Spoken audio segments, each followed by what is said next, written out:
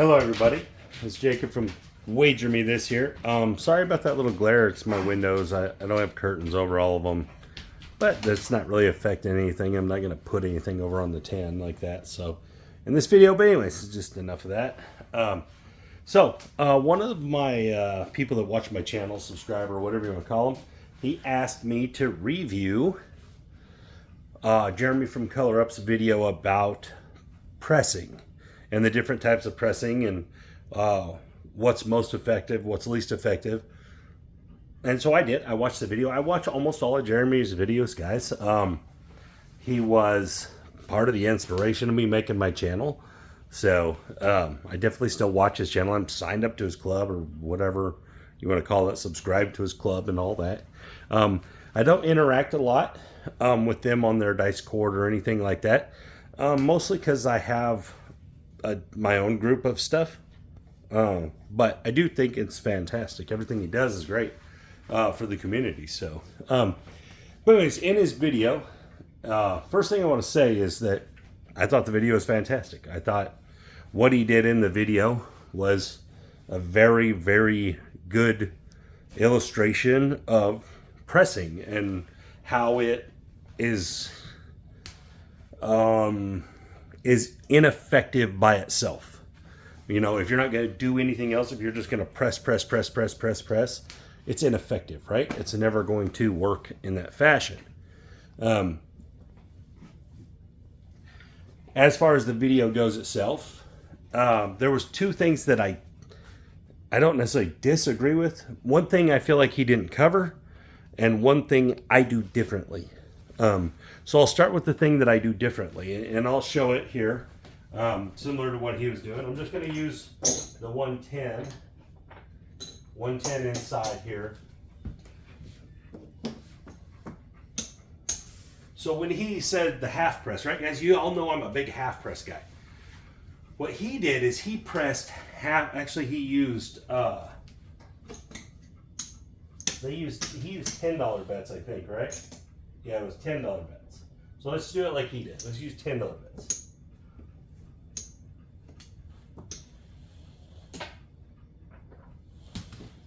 You don't have a place I can play $10 bets anyway. But unless I play bubble craps. But so what he said is, okay, so he was using the 5, right? 5 paid 14. And he was just pressing half, right? Okay, so the first press at this point makes sense. All right? But the second hit would win 21. He again only pressed $5, calling that half. He was doing half of the bet that was on the 5, not half of the winnings. I would press half of the winnings, which is different, and actually the outcome would have been very different.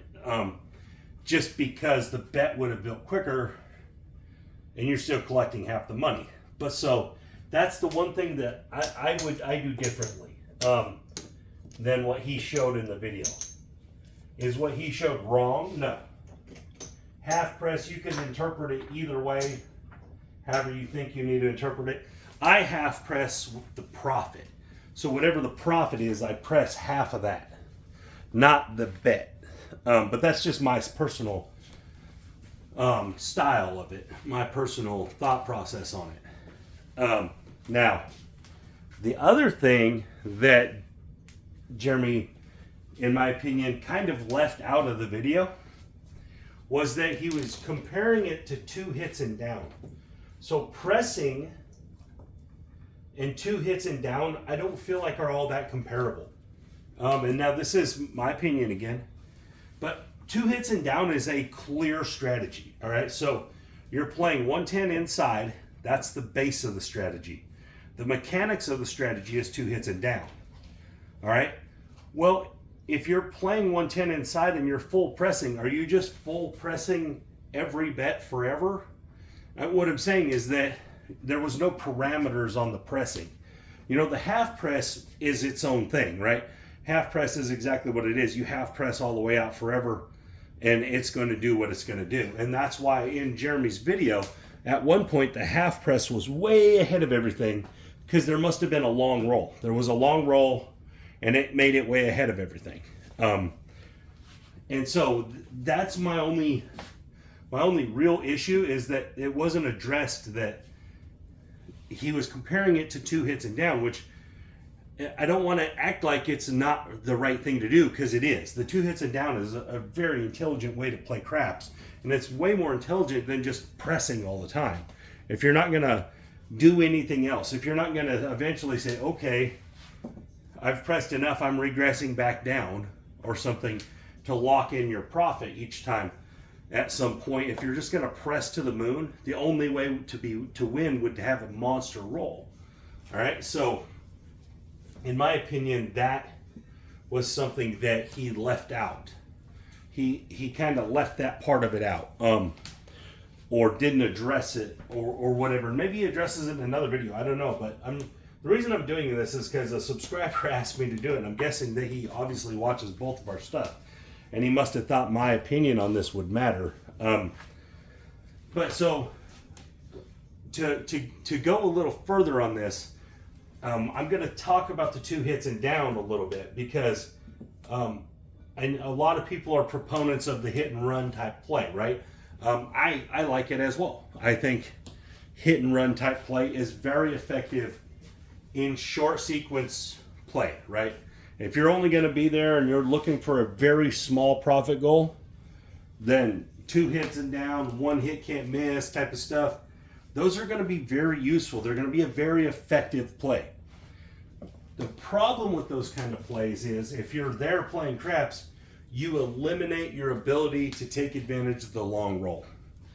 And so that's one thing with a light side player, guys, is if you're going to play those in and out strategies, you're always missing out on the long roll. Unless you're going to do the in and out and then play with profit, which is different. That's not what was shown in this video. All right, so if he was doing in and out and then taking just the profit and putting it back on the table and then seeing what happens from there, that's another thing. But then his 2 hits and down profit wouldn't have been the same. So what I just want to talk about as far as that video goes is that everything you do as a craps player on the table is subject to some type of hole, right? There's some type of hole in it. There's some type of way the game can beat you. The 2 hits and down, the way the game can beat you is obviously very short rolls, or you get your 2 hits and then the roll goes 40 more rolls, and even though you made a little bit of profit, in the big scheme of things, it was a very bad play on your part. It didn't work, because you should have at some point been back out there. And so that's why when I develop strategies, I always develop a strategy that has some type of long roll accommodation. It has something in it to accommodate for a long roll, even if it's just having leaving a 6 and 8 out there to build from there. If it's dropping down to some kind of a cross bet, some kind of iron cross, it has some accommodation to take advantage of the long roll. If you're always playing and you're never taking advantage of the long roll, guys, your profit will never exceed a certain amount. You'll never have that great day that you can talk about forever. You'll never have the huge win that can multiply your bankroll to a sizable amount that can sustain you for a very long time.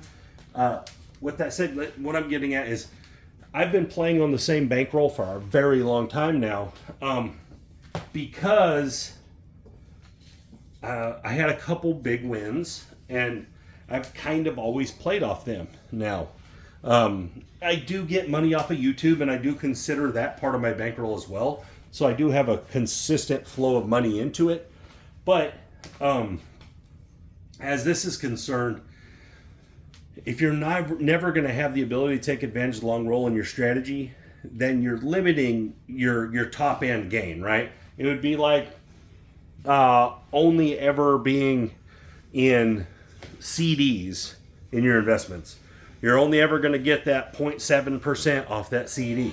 You know, you're never going to hit that home run with a Walmart stock or anything like that. So Same thing with craps. If you're always just going to be super conservative, guys, your wins are always going to be conservative. Now, for some people, that's fantastic. Some people, that's exactly what they want.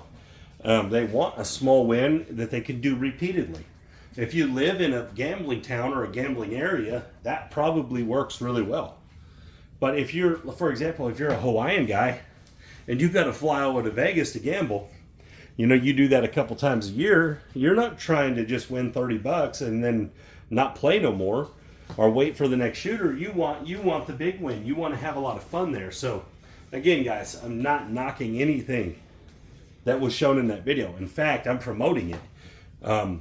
The line graphs and stuff that he showed were very, very direct reflections of how pressing can be negative, on how pressing cannot work.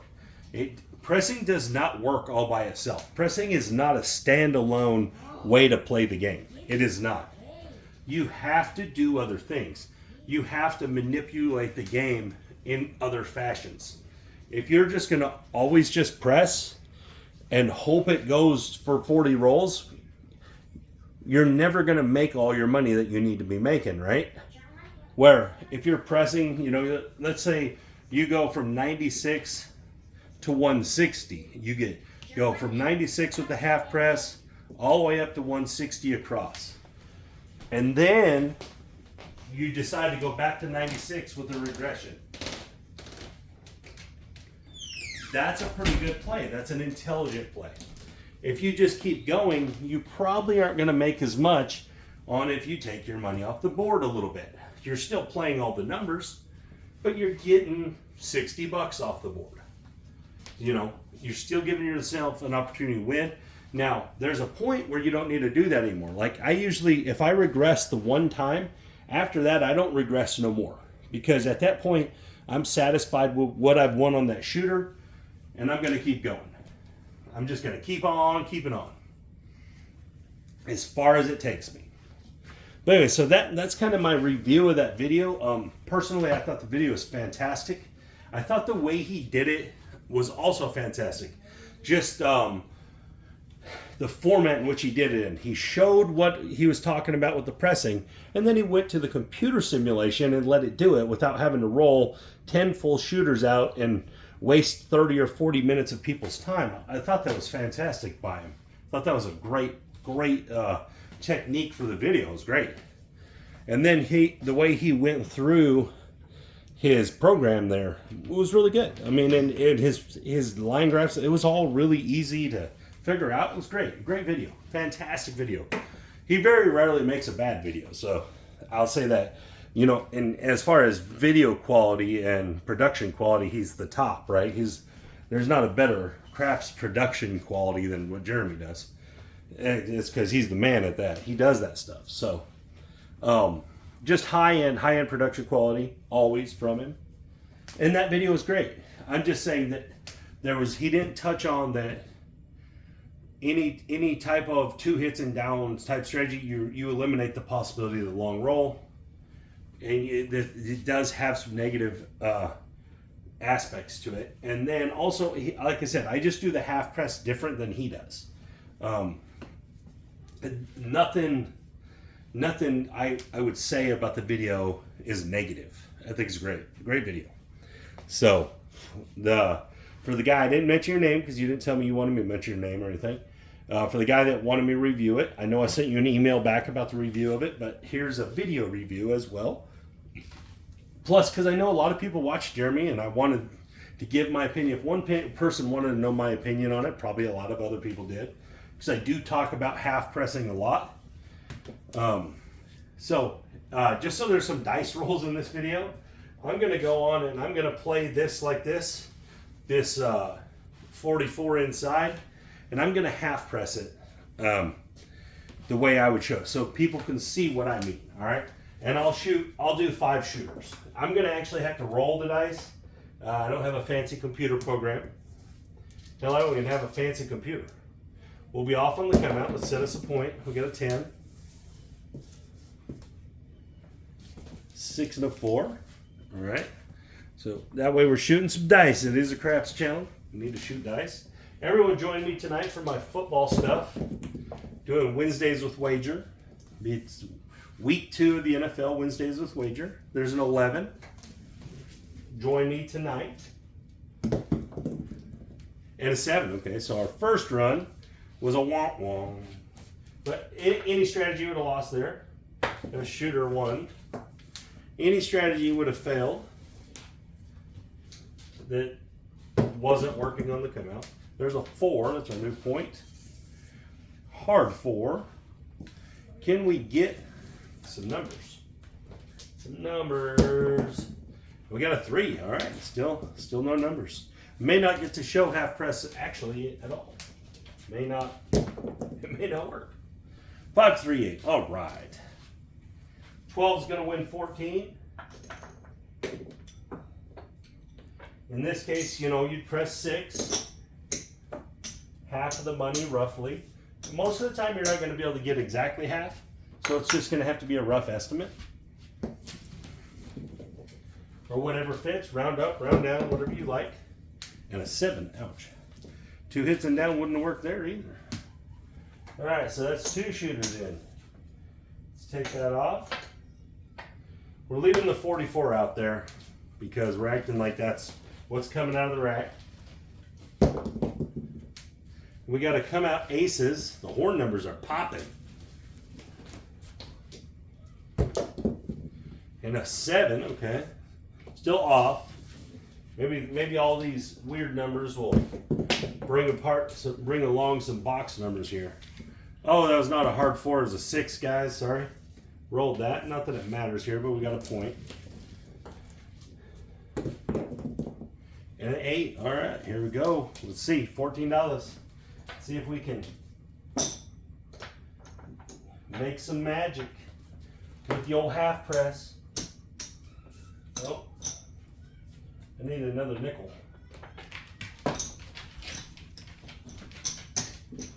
Well, come on, Jacob. All right.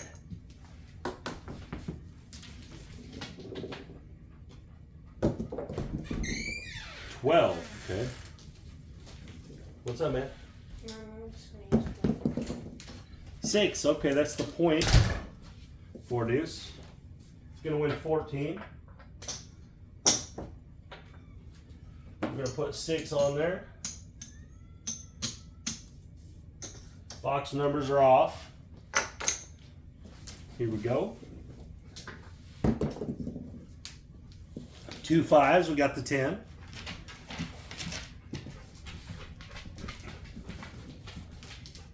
Come on, 6 or 8.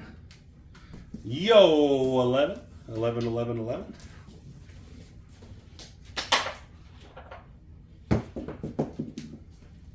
$12. Dang. These horn numbers are really coming off here. And a 4. Okay, that's not helping us because we're just inside. 3, 1. 4 again. 3, 1. Don't bet the 4 and 10. They never roll.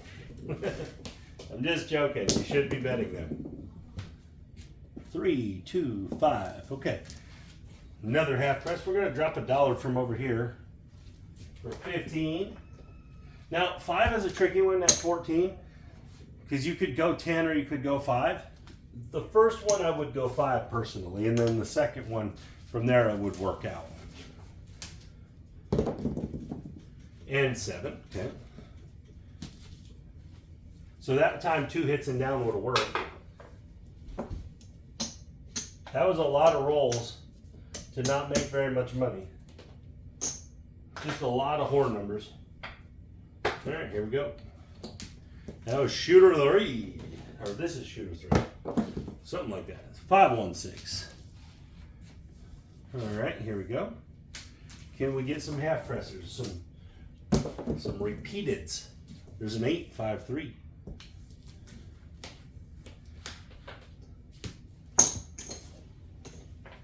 The 14. Press it.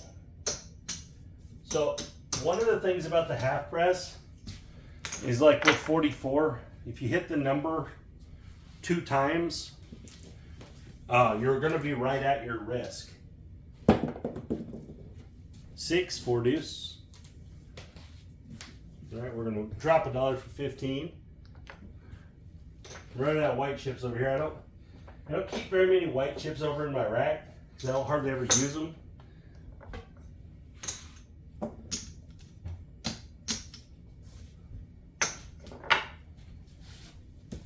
come here. All right, here we go. We got a 5 on the come out. 4-1.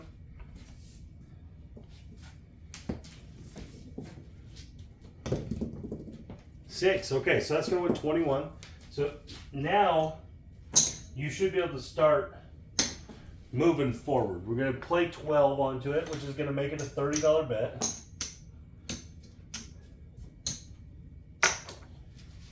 And again, that would only be your third hit. So 2 hits and down would already be out of the hand. There's an 8. Same thing here. We're going to win 21. I'm actually going to drop 4 here. I'm going to change the way this works. I'm going to drop 4, and I'm going to get 25. Because we're going to 30. That would be like pressing 12. We're going to go to 30. I should have done that on the last one.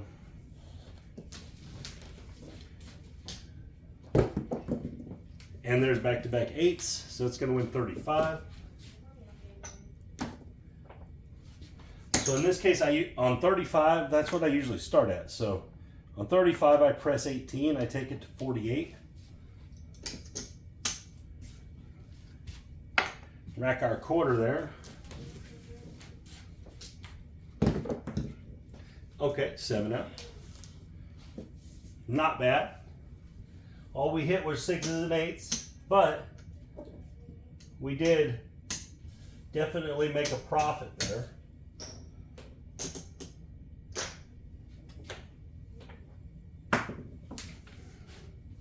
All right, here we go. 12. This will be, I guess we have 1 or 2 more shooters. I'll just count this one as the last one. It doesn't really, just wanted to put some dice rolls in the video. 6, 4, 10. All right. Hard 4.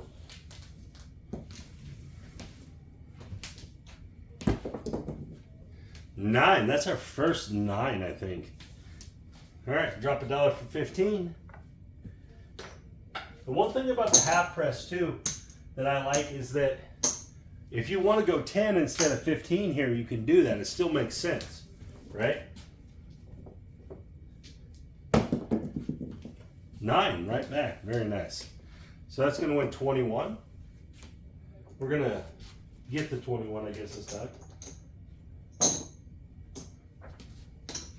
We're going to take it up to a quarter.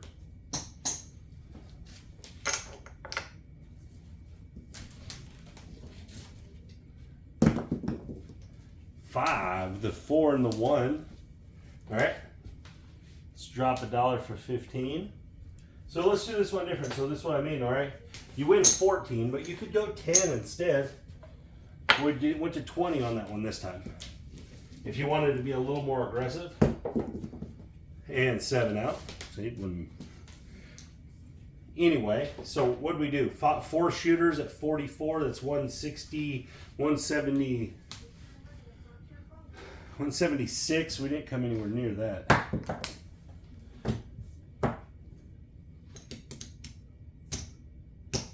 $105, $108. So we lost 70 bucks. Not unusual, because guys, honestly, pressing strategies don't work very well starting low. That's another thing. I need to talk about that in a video sometime. Is that when you're using pressing strategies starting at $10 bets and $20 or $5 bets, it's actually really hard to press from there. That's why it's better to start big, hit, and then regress down and press up from there, where the press isn't as necessary for the strategy. But anyways, guys, thank you for your time. Again, I want to reiterate, I am not bashing Jeremy's video in any way. I actually think it's a fantastic video with tons of great information in it. I was just asked to review it, so that's what I'm doing. So again, watch that video of Jeremy's. I can't remember the exact name of it, but it's about pressing. There's tons of great information in there. Anyways, guys, you have a great time. This is Jacob from Wager Me This.